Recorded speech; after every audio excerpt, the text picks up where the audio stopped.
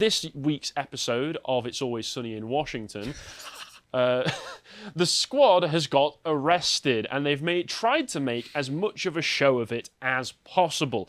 Before we go further, you should check out our premium book club we did last week on Michael J. Knowles' Speechless, about how the language that we use is actually the way in which we interface with the world and can help to change our perceptions, which is something that the left has been absolutely brilliant at, especially when it comes to the abortion debate.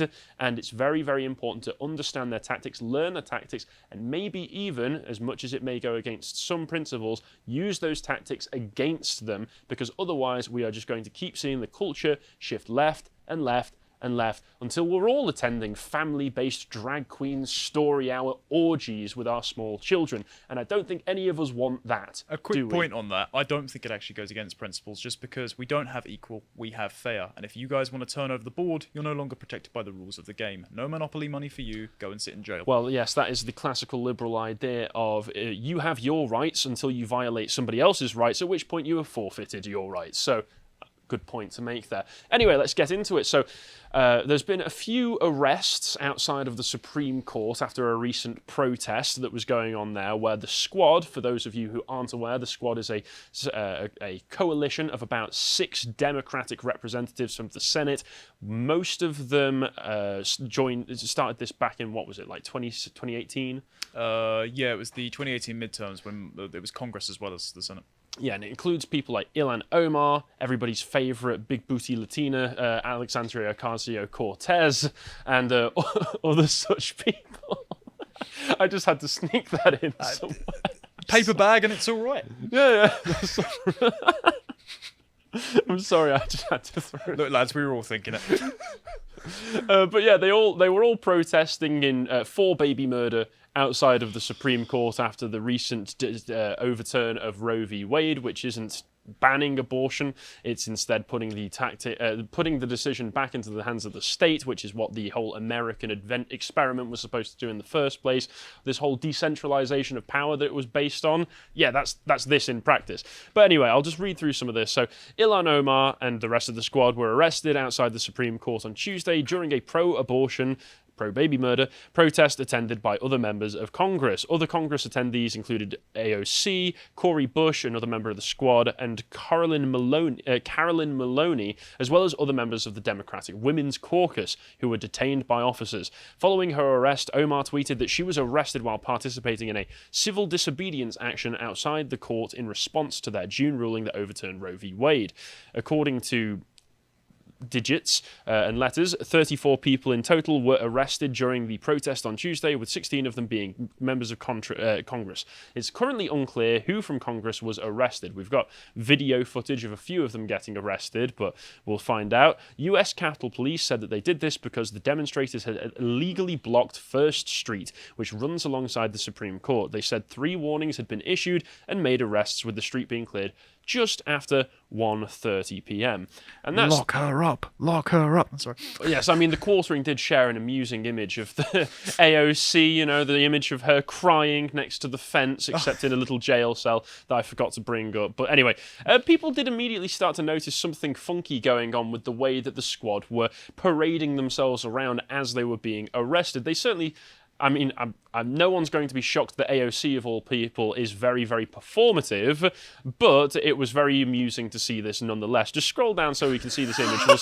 We'll see the video in a moment, but as we can see, there's AOC's nice big smug face and her holding her arms behind her back with her hands together like she's been cuffed, when instead she's just doing it so that it looks like it. It's purely performative. You know the old joke about The Handmaid's Tale? It's like when the feminists that everything is like The Handmaid's Tale as long as it's going badly. Well, no, it's the one where the feminists are saying, you want to put me in a red bonnet, don't you? And we're like, what? No. She should have brought the red bonnet. It would have really completed the look. Well, it's like, you want to tie me down and forcibly impregnate me, don't you? No. And it's basically them playing out their fetishes as a so-called dystopia. This is oh, you really want to handcuff me, don't you? It's no, Congresswoman. Listen, You're okay. just mad.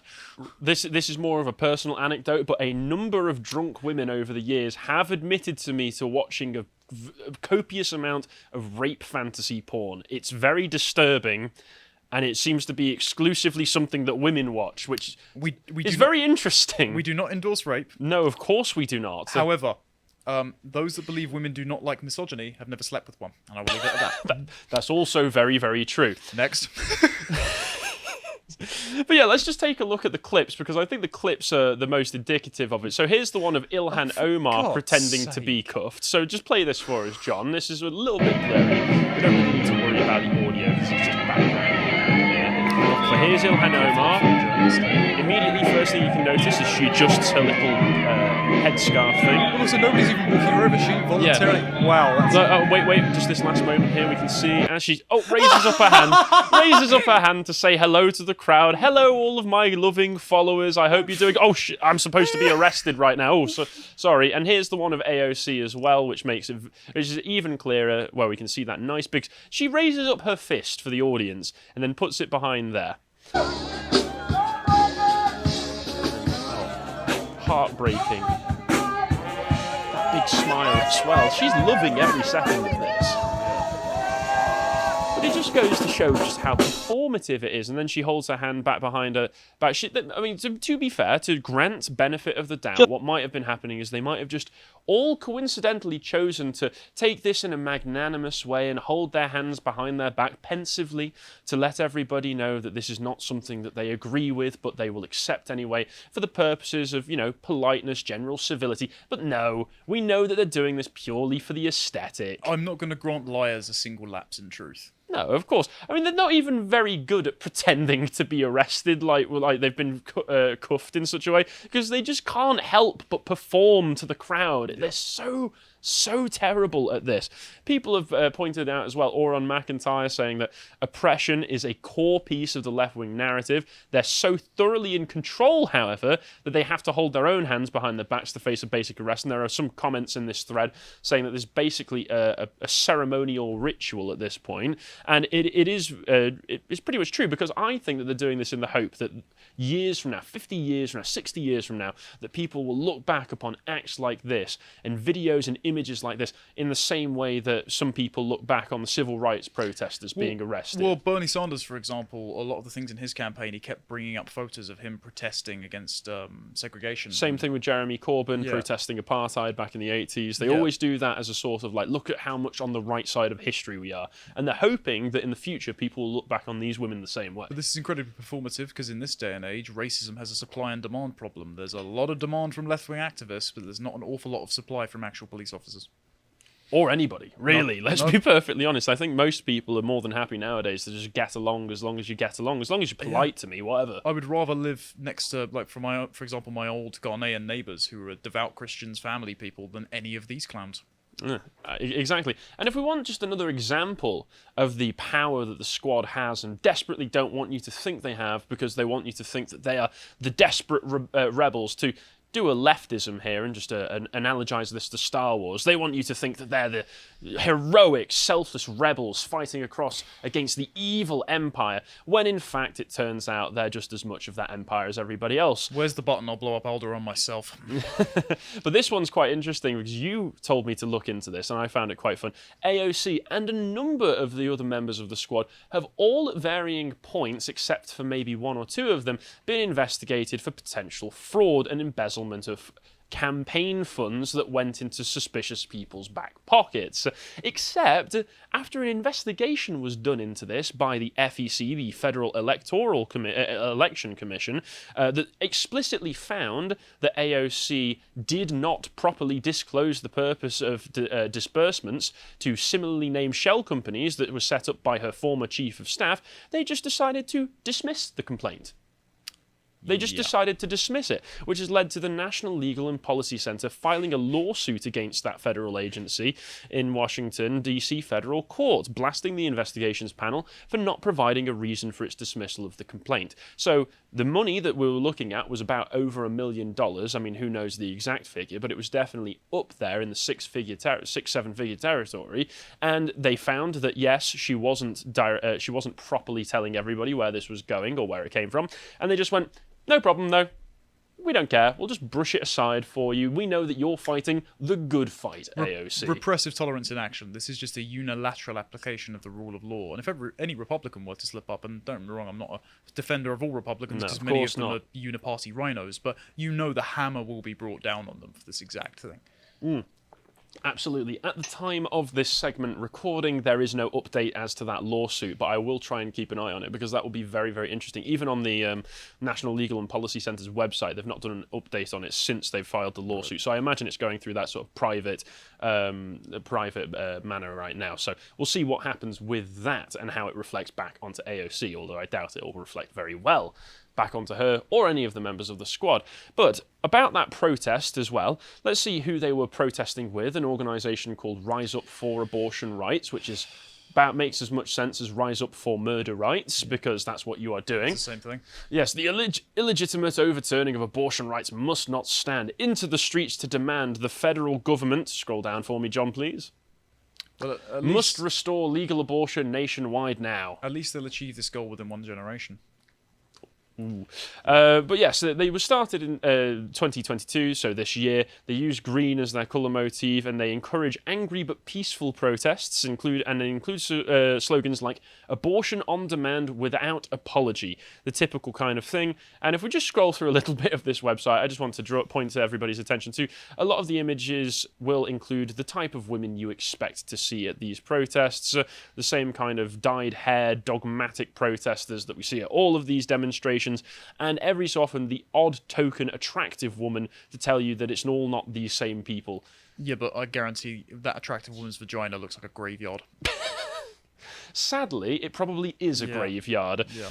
And they want to force states that elect pro-life representatives, places like Missouri, for instance, which has been one of the first ones to try and repeal any laws allowing abortion and create a statewide ban. They're trying to force those states that elect those people to represent their needs to allow abortion, which is, of course, the purpose of democracy, is forcing people to do things that their elected representatives don't want to do in the first place. I mean, that is the purpose of democracy in South Korea, which is the Democratic People's Republic of South Korea, because, of course, if you appoint yourself as the vanguard party speaking on behalf of the proletariat, then you're democratic, aren't you? Yeah, exactly. But to all of these people, I just say, just move to a different state if you desperately want that Just abortion. cross state lines. Yeah, the only problem crossing state lines to commit murder, actually, yeah, you're right. But the only problem is that all of the major pro-abortion states tend to be Democrat-run hellholes, so maybe it is that Texas is just an actually nicer state to live in, and maybe if you want to be able to enjoy that standard of living, you kind of need to get along with the local culture and the local principles, because people act as if the US is this one giant conglomerate of all the same people. It's really not. When the more you look into the different culture of each state, you realise that they are very distinct from one another. And that's one of the good things about it, and that's why I'm completely in favour of a place like Texas just breaking off from the rest of the country. Can I just point out, sorry, that's in this image on the screen. They're protesting for the right to kill another human being by lethally injecting them, dissecting them, and sucking their brains out for a hoover. But God forbid they get a mild cough, because they're all standing around in a bloody mask 2 years on from it. Well, I mean, of course, Cory Bush here can't transmit anything, even through that megaphone. I mean, the megaphone acts as a mask if you hold it close enough, so that's perfectly fine. There's something darkly comedic in her last name being Bush. But one of the other things that pushed this protest on was the fact that Cory Bush has been trying, who is one of the members of the squad, has been trying to pass new abortion legislation, as we can see from this leftist website here, Common Dreams, saying that her and Senator Tina Smith introduced bicameral legislation on Monday aimed at bolstering access to medication abortion as Republican-led states across the US attempt to restrict distribution of the pills in their drive to ban abortion entirely. So what this is medical abortion pills that you're able to order to your state over the post, and if they deliver it to you and find out that you've done this in a state that, for instance, prohibits abortion, you can get arrested and fined up to $50,000. And they want to make sure that states that don't want that are forced to be able to cater to these people who reasonably should have just been a bit more responsible with their sexual decisions, but God forbid we promote individual responsibility in Democrat-run states, for instance. If passed, the Protecting Access to Medical Medication Abortion Act would codify into federal law the Food and Drug Administration's risk evaluation and mitigation strategy for mifepristone. Thank you. One of two medications commonly used in tandem to end pregnancy. In December, the FDA permanently lifted its requirement that mifepristone be administered in person, allowing patients to receive the medication through the mail. The new bill would also ensure those seeking abortion care can always access medication abortion through telehealth and certified pharmacies, including mail-order pharmacies, according to the summary released from Bush's office. Abortion care, they say, is healthcare, and therefore a human right. I'm sorry to break it to you, but healthcare neither is a human right either, because healthcare is not inalienable. You kind of need to force other people to give you healthcare if you want it to be a right provided for you by the state, when rights are in fact either provided to you by nature or God, depending whether you're religious or secular. And you need to be alive to exercise your right, meaning the right to life is foundational to all rights, meaning don't kill a baby. Yes, and of course, and I'm going to quote from, well, not quote, but reference Peter Hitchens here and say, if life does not begin at conception, where does it? Where does it begin? Logically speaking, where else can it begin other than conception? The moment you're conceived, that's when you start developing, whether you're conscious or not. So where else can life begin? Every other measure of it is purely arbitrary. And they carry on, while extremist anti-abortion lawmakers in states like Missouri use the recent decisions made by the stolen Supreme Court to attack a person's right to bodily autonomy, I remain committed to ensuring everyone in this country can have access to an abortion, no matter where they live, or no matter what it was that they voted for, or whether their elected representatives that represent the community actually want that to be the case or not. So thank you, democracy, another big win for us there. I will also point out, having read through the bill itself, nowhere does it mention the word woman, and it only ever mentions, I think, pregnant person is the term they use in it, so that should go to show. Did Penny Mordaunt draft it? Possibly. And speaking of the Supreme Court of the United States, House Democrats have been calling for additional Supreme Court seats to be added, another 4 to be specific, so that after Clarence Thomas in the decision on, I think it was Dobbs v. Jackson, was what overturned Roe v. Wade, after he brought up the fact that, well, based on all of this reasoning, we should probably also look into gay marriage, contraceptives, all these other things that have been forced upon the states by federal legislation, and now the Democrats are in a massive scramble so that they can try and get more seats on there so they can try and pack the court, because of course at the moment it's 6-3 Conservatives to Liberals, and if they can get 4 more on and then pack it with 4 more Liberals, then that would make it 6-7. And I wonder why it is that they would be very interested in doing that. And just to clarify a few of the other things that have been going on in regards to the culture war as well, we've got Matt Walsh pointing out that Merriam-Webster's dictionary has finally updated the definition of female, because we really needed an update all these years later, adding a B definition saying having a gender identity that is the opposite of male. I am accidentally all for this because it reinforces the gender binary. It does, but also, how useless of a definition is that? Because gender identity would be it's a nonsense term anyway, because it shouldn't exist. Well, it's a linguistic term, but it would be. But what would it even be? It wouldn't be female, because female's biological classification, and it wouldn't. Well, imagine if you said if you said to me, Harry, what's a sofa? And I said, well, it's not a train. I mean, it's like, okay, you might need to narrow it down a little bit for me. This is actually the Hegelian concept of everything's defined by its opposite, rather than having an intrinsic property, which then fed into Marx's belief that everything's socially constructed, which then fed into the social constructivism. Well, we need to question everything without remorse. Yes, as we covered in our book club on Michael Knowles' book. Yes, and for those of you who've been keeping track of the culture war that's been going on with the whole gender debate, one of the things that people on our side of the aisle tend to point out is that you can go back, find archaeological remains of skeletons from like 2,000, 3,000 years ago, and one of the first things scientists will be able to determine is the sex of it, which is one of the things that shows that sex is an inalienable biological characteristic. It is not something that you can just decide upon. You can't just wake up one day and go, I'm a girl now, or vice versa. Well, guess what?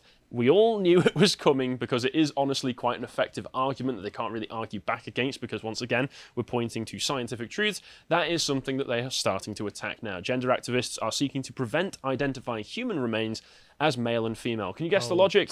Can you guess the logic? I'm going to guess it'll be like with the female Vikings idea of where if they were buried with like their wife's clothes or something, they said that you can't assume they didn't wear it, therefore their gender identity. Nope.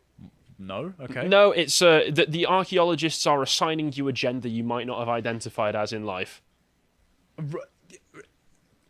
And they say, Emma Palladino, who is a master's degree student at the University of Montreal, and had a big Twitter thread about this, said that, so regardless of whether you transition, you can't escape your assigned sex. Assigned, in this case, of course, being nature. Actual. Assigning that to you, or God, depending on your perspective.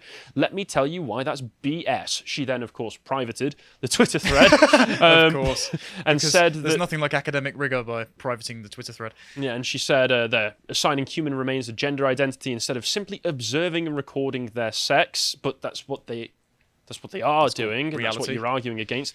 While a bioarchaeologist might identify a set of remains as probably female, it's understood that the gender of an individual is never necessarily the same as their sex, and that gender is a whole spectrum we've barely begun to unpack. No, it's not, you absolute brainlet. Nope. And the Trans Doe Task Force, which is a real thing, by the way, a group formed by gender activists, also say that they're seeking to explore ways in which the current standards in forensic human identification do a disservice to people who do not clearly fit the gender binary. So this is once again just another example of this kind of postmodern deconstructionism worming its way into all of this. What's that look on your face for? Are they called Trans Doe because it's an acronym for Trans Dodo, because that's the way 42% of them are going? I would have thought it would be Jane Doe and John Doe, for instance, but I prefer that one. I would also think it's because most trans people look rather doughy, but that might be a different reason. You might be saying that's an ad hominem attack. Yes. It is, absolutely. Also, it's not wrong, is it? The group's mission statement reads, "We propose a gender-expansive approach to human identification by combining missing and unidentified databases looking for contextual clues, such as descendants wearing clothing culturally coded to gender other than the assigned sex." Once again, this has no bearing on whether or not people are accurate in determining the sex of somebody when they unearth their remains, because once again, they could have been a circus performer, they could have been a butcher, they could have been any sort of thing. That doesn't really change what we're determining when we figure out what sex they were. Many trans people do look like circus performers. This is true. And just to follow all of this off, once again, this is the next institution they're coming for. Be prepared. We knew it was coming eventually because it is an effective argument, though. But one of the last things I want to point out is going back to the abortion thing. Somebody in the comments of our podcast we did last week pointed out that I should look into this Maryland Senate Bill 669, which legalizes infanticide up to 28 days after birth. Now, it does not do this explicitly, but it does it implicitly through the way that it words certain things. And I looked at this bill, and it also shows, once again, they use woman in brackets, but the main term they use is pregnant person or persons. Once again, quite dehumanizing, quite depersonalizing towards women who are pregnant, given that women are the only people that can get pregnant. And this, just to explain this, is where the debate goes on abortion. If you can determine a relativistic point in which you are given rights because of how convenient you are to the woman, what is to protect you once you're outside of the womb? If you don't have the rights when you're in the womb, how are you going to have those rights when you're out of the womb? And arguably, and almost certainly objectively, more of a detriment to the woman's self-determination, to the woman's ability to be independent, because now she literally has a dependent. What is going to stop you from saying, well, this baby is a strain on me, more so than in the womb, so therefore I'll just cave its skull in? Or anything like, or I'll just let it starve to death. I'll just read through a little bit of this just to make it clear that this is where the logic leads to. Legislation proposed in Maryland's Senate would allow babies to be left to die for as long as after the first 28 days after birth, according to analysis from a pro-life attorney. Just to point out that it is a pro-life attorney, but having read over this, it does seem to imply that the bill definitely does seem to imply what she's saying. The bill proposes a revision of the fetal murder manslaughter statute that would serve to handcuff investigation of infant deaths unrelated to abortion, says American Center for Law and Justice attorney Olivia Summers, and she says this is because the legislation prohibits investigations and criminal prosecutions for women and medical professionals for a failure to act in relation to perinatal death. In other words, a baby born alive and well could be abandoned and left to starve or freeze to death, and nothing could be done to punish those who participated in that death. And looking through the bill, it definitely does seem to throw it that way. So this is where the debate goes to. This is what Ilhan Omar, AOC, and the rest of the squad are busy out performing for. They're not being cuffed. They are being arrested, but for a few hours, probably just held in a jail cell and then told, don't do that again. But this is what their performance is for, is to justify this sort of stuff. Whenever you hear about the woman's right to choose or anything like that, you might as well be saying the woman's right to cave in her baby's skull after it's born, because that is where this argument goes to. If you appreciated that segment from the podcast of the Lotus Eaters, you can go to lotuseaters.com to get access to all the premium content we have on the site, such as the Epoch series, this one about Ethelstan, the king of the Anglo-Saxons and maybe the first king of England. If you want to follow what else we're putting out, you can follow us on Getter at lotuseaters_com on Getter. Thank you and goodbye.